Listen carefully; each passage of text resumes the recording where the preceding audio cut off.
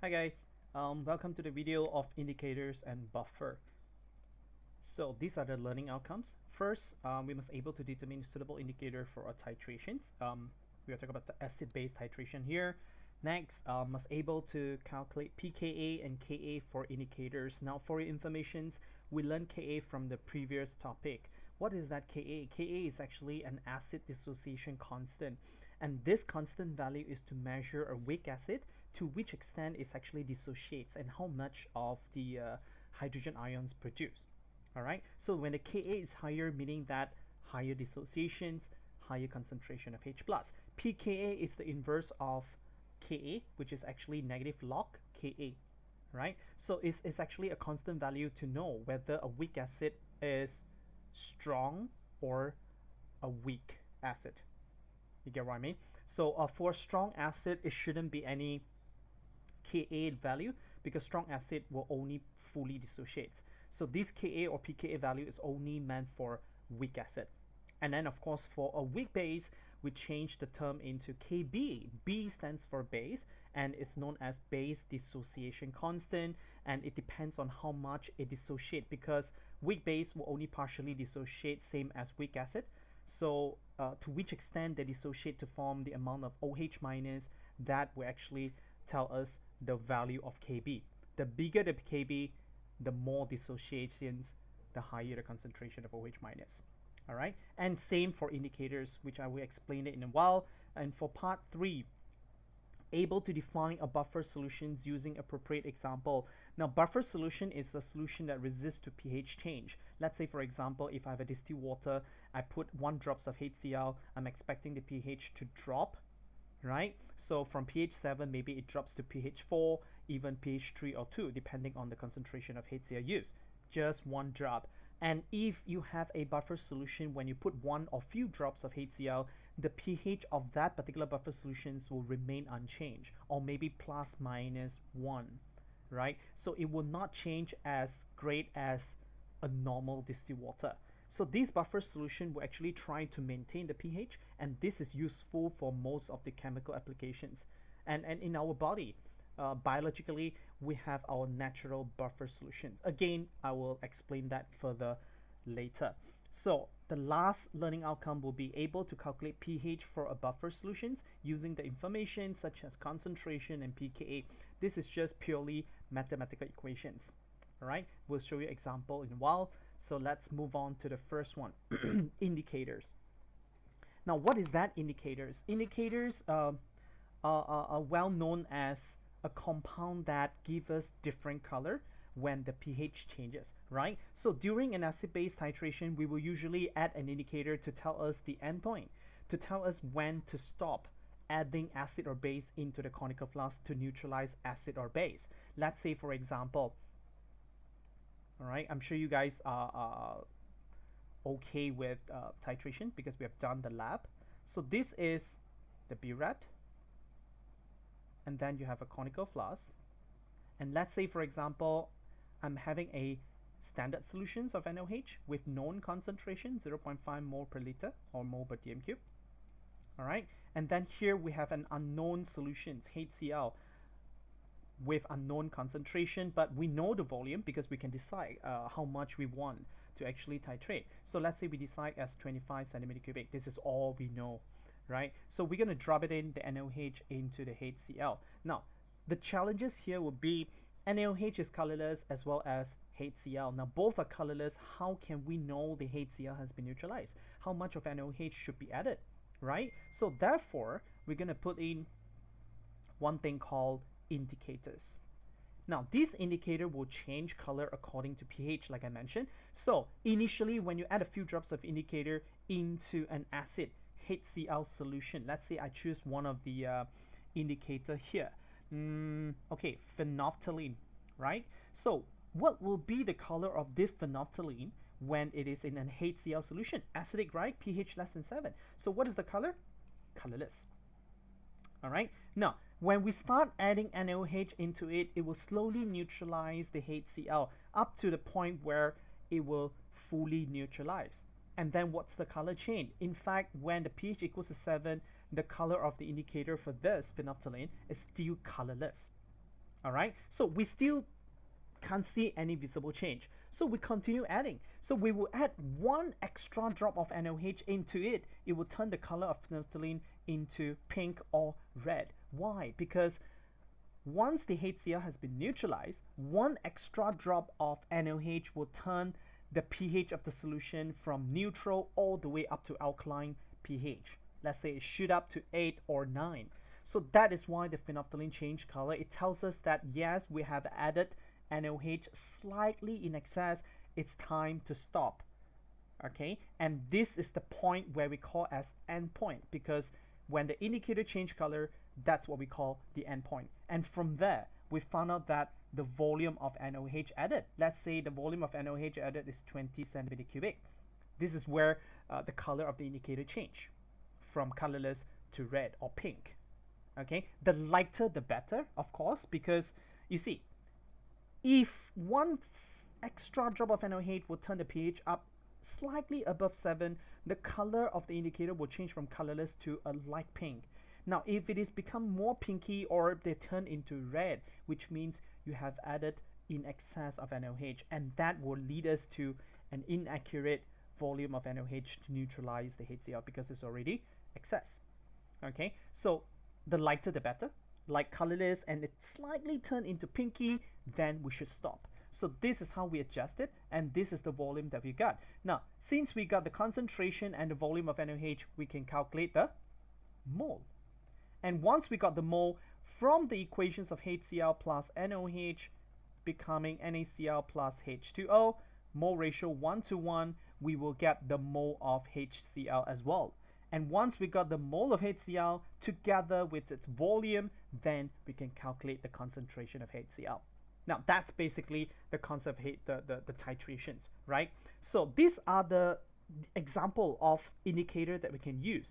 Now, the first three, red cabbage water, red onion water, and turmeric water, all these are actually natural indicator from natural resources, from plants, right? Cabbage, onion, turmeric, all these are actually naturally, it's not chemicals, but they still change color when you have different pH. Phenolphthalein, bromotimer blue, these two are chemicals. And what are those chemicals that can be used as an indicator, right? So indicators are mostly weak acid. It is an acid, but it's a weak acid. And in your mind now, may pops up that we are doing acid-base titration now that we're adding indicator which is also an acid. Can it change the pH of the solution? Can it affect the concentration of the H plus before we actually start the titration? Yes, it may, but the changes is negligible, because first thing is this weak acid is a weak acid. It only partially dissociates. Let's say, for example, I'm adding few drops of indicator.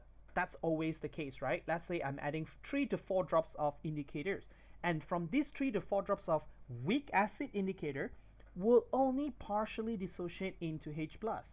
And the amount of H plus, can you imagine that? From a few drops, and still it partially dissociate, not completely, it partially dissociate to form even smaller amount of H plus. So that amount of H plus will not affect much on the concentration of the original acid. You get what I mean? So by adding indicator, even though it's a weak acid, it will not change the original concentration of that sample. Let's say, for example, HCl. All right, it's negligible change. All right, so what I want you to know here is indicators are mostly weak acid. And why do we need a weak acid to act as an indicator? Because first thing is, first of all, not all weak acid can be an indicator. It must able to change color, right? Let's say, for example, this equation shows that this is just a general equations, and the color here, red, orange, yellow, I'm actually referring to methyl orange. Okay, now we know that methyl orange, phenolphthalein, all these has a complicated chemical structure. And now instead of putting the chemical structure, the original chemical structure into the equations, we use a more general, more simpler term. We use HIN. And why is it H? H indicates that it is an acid, because an acid must able to donate protons. So it must have a H. IN here is the short form for indicator. So HIN is to indicate an indicator, which is a weak acid. All right, and when this indicator dissolve in water, it will partially dissociate. Again, it's a weak acid. Partially dissociate into H3O plus, the hydrogen ions, and also the indicator anion. All right, so this will be the general equations, and we can see that when the HIN before it dissociate, it appear as red, and then when it dissociate, the IN minus is giving us the color of yellow. And when the concentration of HIN same as the concentration of IN, what will happen is the mixture of red and yellow, and that is orange. So this is when you dissolve, when you put this indicator, meta orange, into a water, neutral, right? So the constant, because it partially dissociate, the concentration of HIN is always the same as the IN minus, okay, 50-50. So therefore it appears orange. Unless you put this indicator into an acid or a basic solution, then the changes in concentration will affect the equilibrium. It's either shift left or right, and that will actually give us either red or yellow rather than orange. Okay, let me give you an example. Erase all ink. All right, see. Let's say, for example, I'm going to bring these equations into an acidic solutions. First case, acidic solutions. Okay, the pH value acidic, so equals to 2, let's say. So when I put this whole equation, which is the indicator itself, I drop it into an acidic solution, pH equals to 2. What happened? This acidic solution will give us excess of H3O plus. Or, guys, just a reminder, H3O plus is equivalent to H plus. All right? So you have excess of H3O plus, and by adding this into an excess of this, though the overall concentration of H3O plus will increase. And what will happen when the concentration of H2O plus increase? The equilibrium will shift to the left. And when it shifts to the left, it will change from orange initially into red. So therefore, the solution appears as red because we are adding it into an acidic solution. Now what if, second case, we are adding it into a basic solutions or alkaline solutions? All right? And the pH just roughly like 10. So what will happen when actually you add it into an alkaline solutions? Let me erase this and do it again. So when you add into an alkaline solutions, what will happen is alkaline solution will have high concentration of OH minus because it's alkaline, basic, right? And these high concentration of OH minus will tend to neutralize the H3O plus to form water. Okay, neutralize the acid. So once they neutralize, the concentration of H2O plus from the equations will decrease. And the decrease in this concentration will actually shift the equilibrium towards the right-hand side. And it will change from orange initially, partially, half-half, into yellow. So when you put it into the basic solution, it turns yellow. Right? So it's about the change in concentration of the H3O plus, and that affects the equilibrium shift left or right, and that affects the concentration of this and this, resulting in color change. So this is how an indicator works. All right, and next thing, in terms of dissociation constant for an indicator. Now, like I mentioned just now, every single acid, I'm talking about weak acid then, every single weak acid will have a dissociation constant because we need to know how much it dissociates, right? Then only we can decide the amount of H plus or H2O plus produced, how acidic it is. So every single weak acid will have its own dissociation constant. We call that as Ka. We learned that, right? But in this case, right, what if we are considering a weak acid and this weak acid is actually an indicator? Same equations here, HIN, IN stands for indicator, and they will have the same thing called the dissociation constant. And in this case, we call that as indicator dissociation constant. So it's the same as Ka, but just that this is an indicator. So we don't use Ka to confuse, but we use KIN. But the concept, everything is the same because this is a weak acid. weak acid should have a Ka value, should have a acid dissociation constant. But because we are treating it as an indicator, because there's colored, so we change it into Kin so that it won't confuse with the Ka. So Kin is actually Ka in fact because it's an acid, right? So in this case, what will be the Kin constant? The Kin is the same as Ka. We use the concentration of H3O plus, the concentration of In minus, basically the concentration of all products divided by the concentration of the original weak acid or the indicator. Water will be ignored from the expressions because it's a pure liquid. Whatever pure liquid or pure solid, we should remove it or omit it from the constant expressions. All right, just like what we learned last time in Sem 1, equilibrium constant, Kc or Kp or K, right? So this is the expressions in fact, and we can actually rearrange it in this form. Kin, the constant, over the concentration of H3O plus equals to concentration of In minus over concentration of Hin. Right? We can rearrange it in such a way. And at the midpoint, what does it mean? At the midpoint of the equilibrium, the concentration of In minus and Hin the same, right? We mentioned that just now because it's partially dissociated under neutral conditions, the concentration of these two will be the same. Okay, and that is why the Kin over H3O plus equals to 1 because it's the same, right? These two the same, it equals to 1. And we can actually rearrange it again. Kin equals to concentration of H3O plus or H plus, guys, it's the same. And then if I change it into pH, then I should minus log this and minus log this, right? Minus log on both sides, I will get pKin equals to pH then. So this is the expressions. The constant, the Kin, right? The Kin constant, when you minus log it, is actually equals to the pH of the indicator. I will explain that why do we need to know the pH of the indicator in a while, right?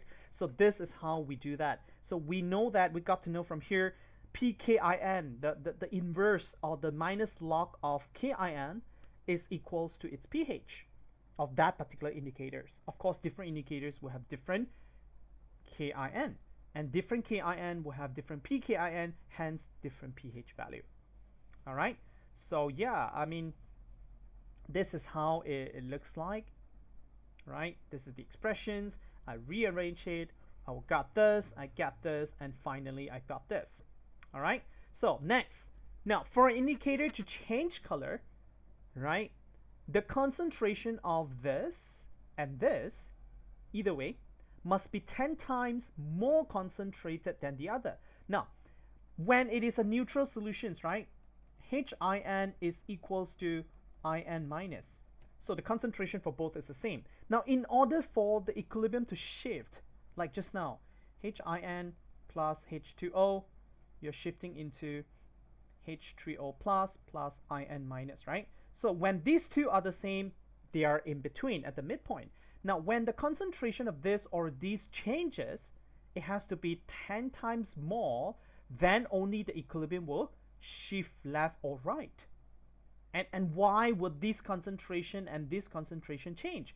Because this thing changed, like I showed you just now, exactly the same thing. So when we actually manipulate the concentration of H3O plus, then it will affect the concentration of this two by shifting the equilibrium.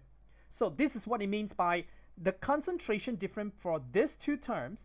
It needs to be 10 times to one another, then only the color will change. So if the Hin is 10 times more than In minus, this will equals to 10, or the other way around, it will equivalent to 0.1. So either one of these cases will change the expression just now, supposed to be pKin equals to pH, and because this thing is no longer equals to 1, it can be either 10 or 0.1, therefore you rearrange it, pH is actually equals to pKin plus minus 1. Okay, plus 1 is log 10. Log 0.1 is actually minus 1. So therefore, pH equals to pKin plus minus 1. And this is actually the pH range of the indicator, of the particular indicator. Let me show you this. Now, these are the common indicator used. Timer blue, methyl orange. Let's look at methyl orange. We love this example, right? It's commonly used in the lab. So, acidic is red, basic is yellow. We've learned that. And it has a pKin value of 3.7. How does it work? Lead us to this pH range. Now, like I said, indicator will change color over a pH range, right? It will not change color at a particular point, like pH 3.7. They only change color at pH 3.7. No, it will be over a range. Why? Because of the formula just now. pH equals to pKin plus minus 1. So if based on this pKin, the overall range should be pH equals to 3.7 plus minus 1, right? So it should be 2.7 up to 4.7, right? And there you go. So this is not the full range. Of course, this is actually they calibrate it because they actually, this is theoretical range. And when they do the experiments and they found out that the range is not as wide as this, so it's about 3.2 to 4.4. So this pH range probably is from the experimental results, experimental data. It shows that they will change within this narrower range rather than 2.7 up to 4.7. And what does it mean by they change color over a range? Let me give you an example, right? The same example here for methyl orange. Let me erase the rest. See, yeah? Now, we know that red is acid, yellow is basic, orange is neutral, right? So let's say we take this range as an example. So whatever pH less than 3.2, it will give us red. Make sense? And whatever pH more than 4.4, it gives us yellow. And whatever pH within the range, it gives us orange. And that's how it works. So, what can we tell from this pH range is methyl orange is suitable for a titration where the neutralization actually takes place at an acidic range. This one. So if your endpoint or if your neutralizations of that particular titration is 7 to 8, let's say, the neutralization only happened between pH 7 to 8. Methyl orange will never be a suitable indicator because it will change color much earlier. And that will give us a wrong impression that the neutralization actually happened at pH, lower pH, right? It's supposed to happen between 7 to 8, the neutralizations between acid and base. But because we are using methyl orange, the color change will happen way before 7 and 8. And then we stop because the color change, right? And then we stop the titrations, and that will give us inaccurate value. All right, so that's the purpose of having the pH range. Now you will get further understanding on this when we describe about the titration curve. So basically up to this stage, we learn each indicators will have its own KIN value, the constant, the dissociation constant for indicator, and then based on the formula just now, it will have its own pH range in which the indicator will change color under different pH. All right, so that is about indicator. Now, it's time to look at the titration curve. We learned a little bit on this acid-base in Sem 1. What is that? Acid-base titration can be in 3 different curves. First one is between strong acid and strong base. All right. Second one is between strong acid, weak base. Third one is between weak acid, strong base. So these are the different titrations we can have. Of course, the last one will be weak acid and weak base, and these is not worth of discussing because weak acid and weak base, they don't show us a clear equivalence point. It will have multiple equivalence points due to the partial dissociation nature. So it will have multiple equivalence point, and it's hard for us to determine which one is the actual equivalence point, which one is the actual neutralization, right? So let's look at this. when you have a titrations between NaOH and HCl, look at the pH curve. Starting point is pH 14. Basically, it means that if you have a setup of burette and conical flask, the starting pH is always the pH of the solution in the conical flask. So in this case, we know that this is the NaOH because it started from pH 14. All right, and the end point, I mean not the end point, the final pH of the titrations when excess of acid added, or you look at the x-axis, see that? Volume of acid added. This is always referring to the one in the burette, which is HCl then.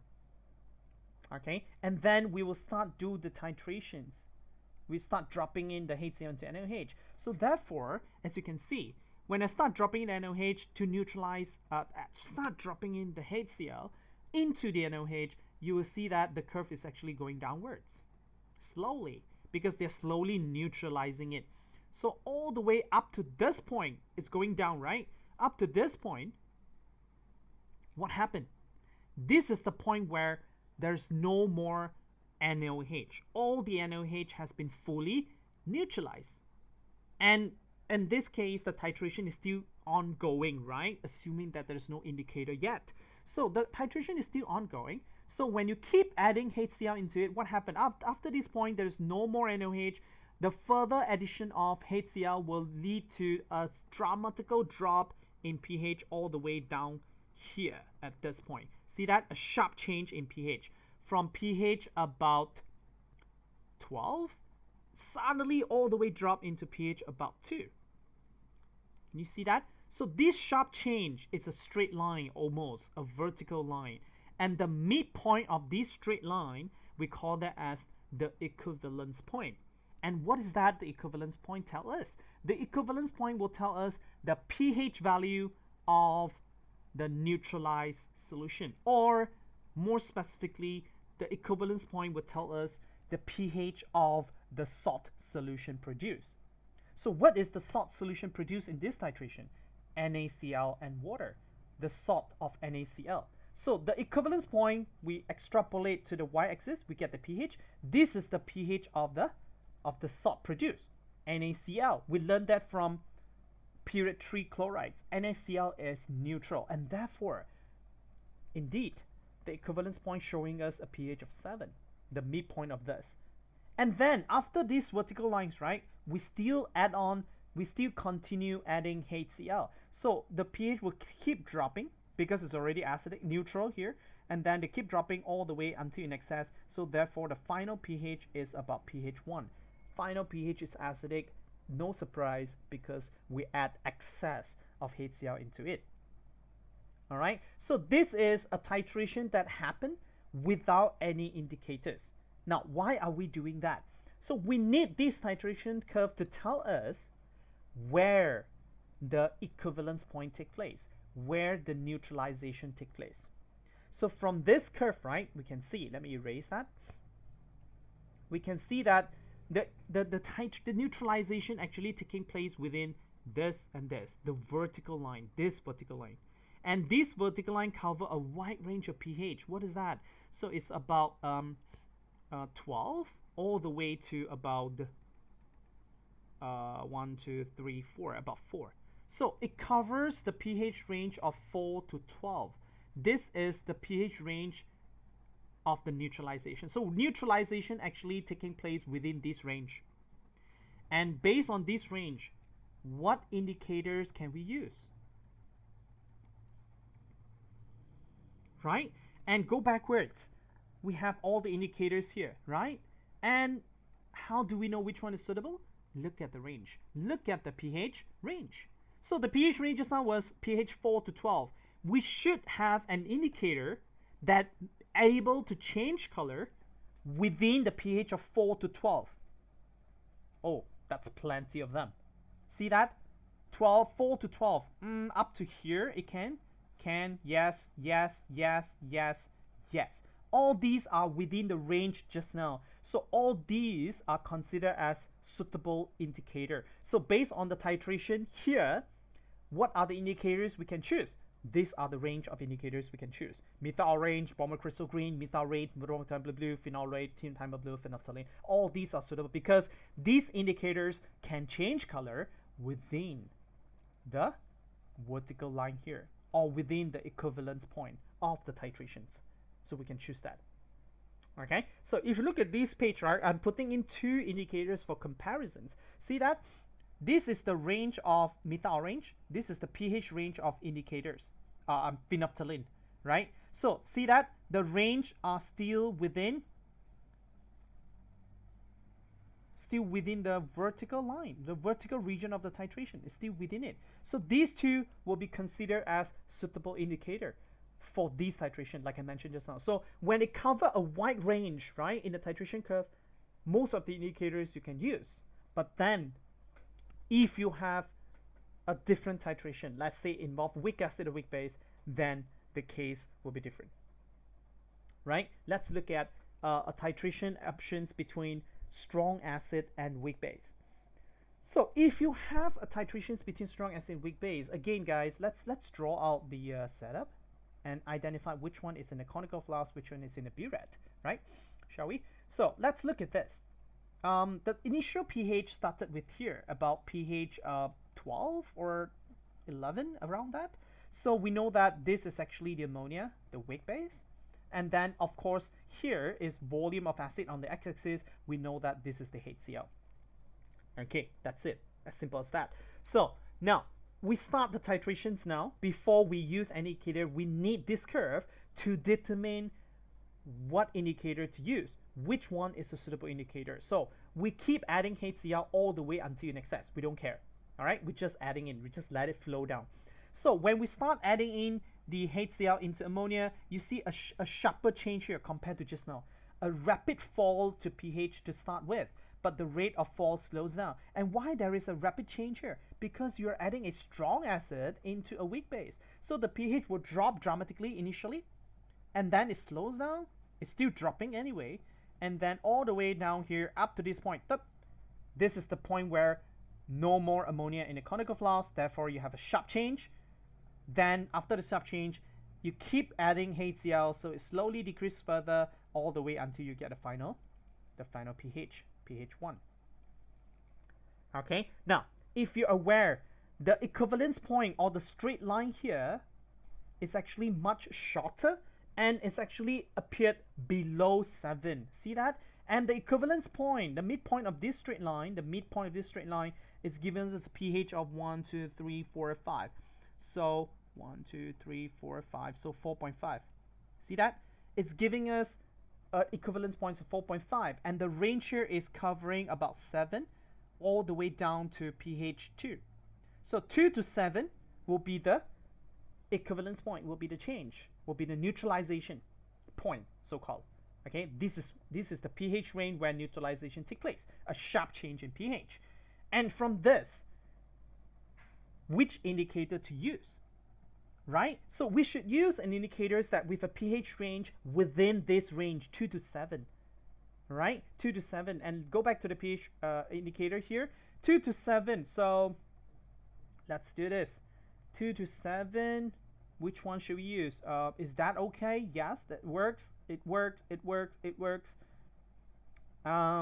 Still okay, but it's up to 8 now, so I don't think so. So yeah, this 4 will be the suitable indicators that we can use. Not all of them. This is out, this is out, this is out, and of course this is out as well. Too low, right? So we're trying to match it as close as possible. Okay, so these are the 4 indicators you can use for that particular titrations. See that, guys? And why? Why the equivalence point is now at 4.5? Still remember, the equivalence point is reflecting the pH of the salt produced. Just now was NaCl, the pH is 7, so the equivalence point equals to 7. But now the equivalence point appeared to be 4.5. What happened to the salt produced? Right? And what is the salt here? Ammonium chloride. Ammonium chloride is the salt produced, and this salt is giving us an acidic pH of 4.5. Basically, it means that this is an acidic salt.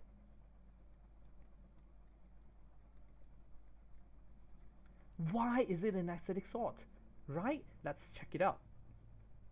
Now, pH is equivalence points, a pH of the salt of this ammonia, yes, ammonium chloride. And why is it an acidic salt? Because ammonium chloride will undergo hydrolysis. We call that as salt hydrolysis. And what happened here? The ammonium ions, nothing to do with the chlorides. Chloride is just spectator. So ammonium ions plus with water, because neutralization will always produce water, and in the solution itself water is present, right? So when ammonia in contact with water, it further dissociate into, this is supposed to be reversible, into ammonia and H3O plus. Now that's the reason. The production of this H3O plus, which is equivalent to H plus, making it an acidic salt, causing the pH less than 7, which is 4.5 from the curve. You see that? So in the exam, the question asks why ammonium chloride is an acidic salt. Why it shows an equivalence point at pH 4.5? Because ammonium undergoes hydrolysis to form ammonia and H3O plus. That's the main point. And then you may ask, I'm producing ammonia here, guys. Why don't it actually neutralize the H3O plus, right? But this ammonia is undissociated, is in the molecular form. Ammonia, this is ammonia, this is the one that before it dissociate, right? When ammonia dissociate, guys, it's supposed to be changing into ammonium plus OH minus, right? Ammonia plus water, you get ammonium and OH minus. You produce OH, then only it considered as a basic, or it considered as alkaline when they dissociate. But the ammonia form here, before they actually dissociate, is still in the molecular form, ammonia molecule. But this is already in the dissociated form. This is the H plus ions, and these will instantly, immediately change the pH value, because pH value is all based on the concentration of H3O plus or H plus. You see that? So that is the reason why the equivalence point is below 7. All right. Now, this is another diagram showing that which one is a suitable indicator between phenolphthalein and methyl orange. And obviously, we use methyl orange is more appropriate because it's within the acidic pH. If you use phenolphthalein, see that? This is the changes color of phenolphthalein. And when the phenolphthalein change color at this point, it's no way near to the neutralization. It's not being neutralized yet. If you're using phenolphthalein for this case and you're doing a titration, imagine that your endpoint will start here and you will stop your titration at this point. Not even neutralized yet. Right? The weak base is still there and we assume that it has neutralized. Therefore, you get a wrong answer. See that? So methyl orange is a suitable indicator here. Okay, last but not least, right? We look at titrations between weak acid and strong base. So this is actually the mirror of strong acid weak base. It's the reflections. Now you can see that same thing. I have a burette, I have a conical flask. It started from high pH, so this is actually the NaOH, and the volume here is volume of acid. So this is actually the weak acid, the vinegar, in fact, right? We are adding a vinegar into NaOH. Now you can see that it drops again slowly, and then there is a sharp change. This is a sharp change, and you see this sharp change is shorter, and the equivalence point is giving us at above 7. So it's about 7, 8, 9. It's about 9. So the range for this equivalence point is about 9, 10, 11, and here is about 6.5. So 6.5 up to 11, that's the range. Equivalence point is 9. So what would be the indicator? Can phenolphthalein be the correct indicator? Yes, because if you check phenolphthalein, the pH range is 8.3 to 10. So it's just nice within the range of this. Sorry. Where am I? Yeah, it's just nice within the range of 6.5 to 11. It changes color from 8.3 to 10. So it's still within this particular range. So phenolphthalein will definitely a suitable indicator. But what about methyl orange? Methyl orange will change color between 3 to 4. Here is the range of methyl orange. So this is the range of methyl orange. But you see that? If the indicator only changed color at this point, then the neutralization has already happened. Like, it's over. It's too far from the equivalence point. It's over. It's too late for the color of the indicator to change. Yeah, it's overshoot. It's over. Yeah. So that is why methyl orange is not suitable for this titrations. That's how we do that. And next thing we realize, I mentioned that the equivalence point is equals to pH 9. So that indicates what? The salt produced here is actually a base, a basic salt. It gives us a pH 9. The salt is not neutral. And why? Because of salt hydrolysis again. Look at that. This is the salt produced. And the Na is a spectator as well. It fully dissociates. So this is the ion that reacts, the COO minus. CH3CO minus, we call that as ethanoate ion.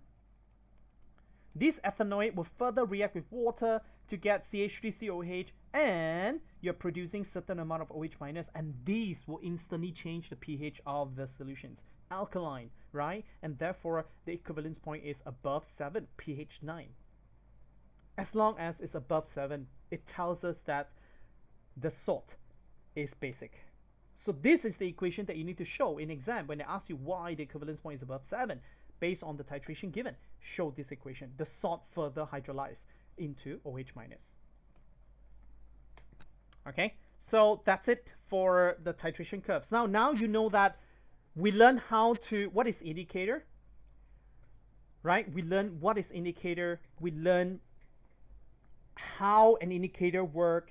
We learn the pH range of an indicator, the pH values where the indicator will change color, and then we learn about titration curve, and then we learn about how to match a titration curve with an indicator based on the pH range and the equivalence point. So these are the things we learned just now, and next we're going to look at the last part of it, which is the buffer solutions. I mentioned that just now again. Let me remind you, buffer solution is something that a solution that resists to pH change. All right, so the pH of the solution will not change if small amount of acid or base added. See that? There is a condition. Small amount of acid and base added. That will also means if you're adding excess of an acid or base, the pH value of the buffer will still change, no matter how. All right, so it only resists the pH change within a certain region, within a certain capacity. If it is over the buffer capacity, then the pH will change as usual, just as water. All right, so this buffer solution will only hold the pH in a way, hold the constant pH for some time. When it's over its capability, when it's over the capacity, the pH will still change as water, as normal solutions. See that? So this is a buffer, and it is important to have a buffer solution because most of the chemical reactions or industrial processes, they need to react under an optimum conditions, right? For certain reactions, it will only react the best, or it will only give us the best yield at acidic pH, for example. So the reaction must happen within an acidic pH. And how can we make sure that throughout the reaction, the medium or the solution is always maintained at an acidic form? Buffer. So you can prepare different pH of buffer so that this is the solution that you should put your reaction in. Let's say you need your reactions to take place or to react under acidic pH. Then you prepare a buffer solution of pH 4.10.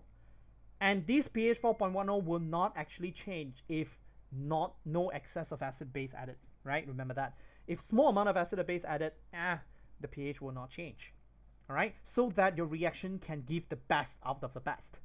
Okay, so this is the function of an acidic buffer or an alkaline buffer. So also we learned these things, introductions. We have acidic buffer and alkaline buffer, and how does it work? Let me explain to you. For acidic buffer, right? A name suggests that acidic buffer is composed of acidic compound, right? So acidic buffer is always composed of a weak acid plus with the salt of the weak acid. Don't forget, it's not any salt, it's the salt of the weak acid used, the corresponding weak acid. I'll give you an example. right? Let me change the color. Blue is better. Is it the light blue? Whatever. So weak acid use. Give me examples. Weak acid. Okay, let's say I have a CH3COOH. This is weak acid, right? And then we should add on with the salt of this weak acid. How can we know the salt of this weak acid? Now this is ethanoic acid, right? And we know that this acid is going to dissociate into COO minus and donate the protons. Proton donor as an acid, but it partially dissociates. That's why it's a weak acid. All right. And how do we know the salt? This is the salt. After they donate the proton, the conjugate base is the salt. Yeah. So of course the salt will be not just this. You have to be with metal. So COO minus Na, sodium ethanoate. This is the salt of the acid. You just add sodium into it, then you get the salt, right? So this is a salt, and when you mix the acid with the salt is a salt, right? So it will completely dissociate. See the arrow? It's full arrow into CH3COO minus plus Na plus. It will fully dissociate. Now, a mixture of these two, same molar, I would say it, same mole, small, same, my gosh, same mole, same mole. So we add equal molar of weak acid and the salt. So this is how we add in within the square bracket here. This is the one in the beaker.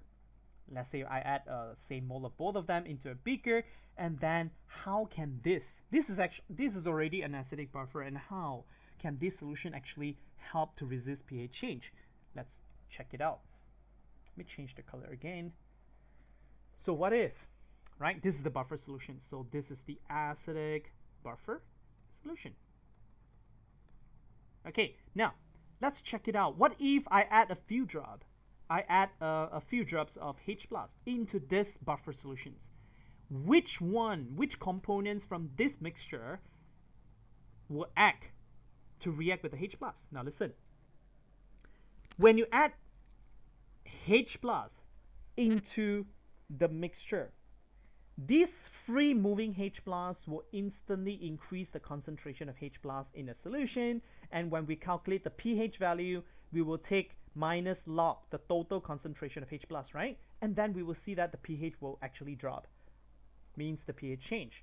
Now, in order to maintain the pH, the additional H plus ions added in should be converted into something else, so that when we measure the concentration of H plus, it will not change.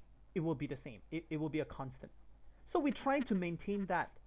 Okay, and which of these in the mixture, the blue, can react with the green H plus? So let's say the H plus is added. Which one will react with it? The answer is this. Now look, from these two equations in an acidic buffer, we can see both equations also producing CH3CO minus, right?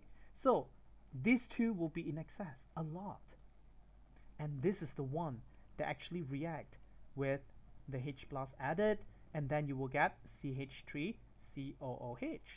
Can you see that, guys? Reversible. So the H plus added combined with the COO minus to get CH3COOH in a molecule. So see that?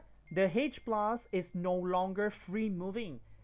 It has been converted into a molecular form called the ethanoic acid, COH, the undissociated form. So if that's the case, there is no additional H plus.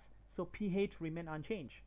Okay. Now what if I add OH minus into it? Which one react with this OH minus so that it won't affect the concentration of H plus in the acidic buffer? So which one can react? Now just now we use this. Why? Because it's in excess, right? Can you tell me what else in this mixture is in excess? Okay, try to think about it. Which one in this mixture, other than the CO minus, because we have used that, and we can't use COO minus again because COO minus and OH minus both are negatively charged. Nah, they can't react. You see that? So what's wrong with that? which one can react? Which one is in excess other than the COO minus? This one is no more because they fully dissociate, so they all converted into these ions. This one is still in excess but doesn't work anyway, because when Na plus react with OH, you get NaOH. And NaOH is a strong base. It will dissociate again to give you the free moving OH minus. Consequently affect the pH as well. It will still react with the H plus, affect the concentration of H plus, pH change. So what else? This one, guys. This is the one. Why this one is still in excess, guys? Because it partially dissociates into ions. 100% of this will only dissociate into 10%, 10%. You still have 90% of it in a molecular form, still in excess as compared to the rest. So this COOH, the ethanoic acid itself, will react with the OH minus, forming what? CH3COO minus plus H2O. See that? Neutralized. So the OH minus added has been neutralized by the acid, the excess of the acid, to form water. And therefore, no free moving OH minus, pH remain unchanged. So this is how an acidic buffer works. Basically, that's all. This is how in exam, when they ask you how an acidic buffer actually act on it, this is how it looks like. All right. And next one should be alkaline buffer, and I want you to work it out yourself. So I give you the equations. Let's say this is always a mixture of weak base. Just now was weak acid, right? So alkaline buffer should be a weak base plus salt of the weak base. Okay, example. So weak base, ammonia, plus water, it dissociates into ammonium and OH minus, partially dissociate to form OH minus, therefore is a weak base. What is the salt of this weak base? The ammonium. So ammonium what? Anything, guys. Ammonium chloride, for example. Yeah, always use sodium just now and chloride here. That's a simple thing because NaCl, Na and Cl is the best ions because they will not react with anything and stay together. They will always dissociate into free moving ions. So it's good to choose that. So ammonium chloride will fully dissociate. That's a salt. Fully dissociate into ammonium again and Cl minus, and that is the mixture of the alkaline buffer. Again, they both equal molar, same mole. And then now if I'm adding in a few drops of H plus or I'm adding in a few drops of OH minus, which one react with it and how they act as a buffer. So this one I will leave it to you guys and give it a try. Okay. And last one, this is the last part of it. How long was the video again? Almost an hour. Last one, guys. How to calculate the pH for a buffer. Now, like I said, a pH value is a buffer solution is something that resists the pH change. You can prepare a buffer solution at pH 4, 2, 3, 4, 5, any pH value you want. How can we actually manipulate that? You just need to change the concentration of the salt and the concentration of the weak acid if you're preparing acidic buffer, or the concentration of the weak base if you're preparing an alkaline buffer. So we are just manipulating the concentration of salt and the weak acid or the weak base. So this is the formula. pH of the buffer equals to pKa if you're dealing with acidic buffer because you're using weak acid, so pKa plus log concentration of the salt over concentration of the weak acid. Okay, if you're using an alkaline buffer, if you're preparing an alkaline buffer, so pKb, because you're using a weak base, it should be a base dissociation constant log concentration of the salt of the weak base over concentration of the weak base. This is the formula. You just need to put in the respective values and then you can get the respective pH. So before you prepare the alkaline or the acidic buffer, determine what pH you want to prepare. Let's say I want to prepare a pH of 2 equals to pKa. Put in the Ka value of the weak acid, let's say ethanoic acid. Put in the value here, and then you will know the compositions of the salt and acid by just this calculation. 2 here, and then this value, you have it. Then you can look for this value, the ratio of salt to acid. Then you will know the concentration of acid or the salt to mix them Right? You know the concentration, of course, you can mix them in the total volume, then automatically you will get a buffer solution at pH 2. That's how you do it. All right, I guess that's all. I don't want to record the videos that over an hour. So yeah, I'll see you in a class for a tutorial. Thank you guys.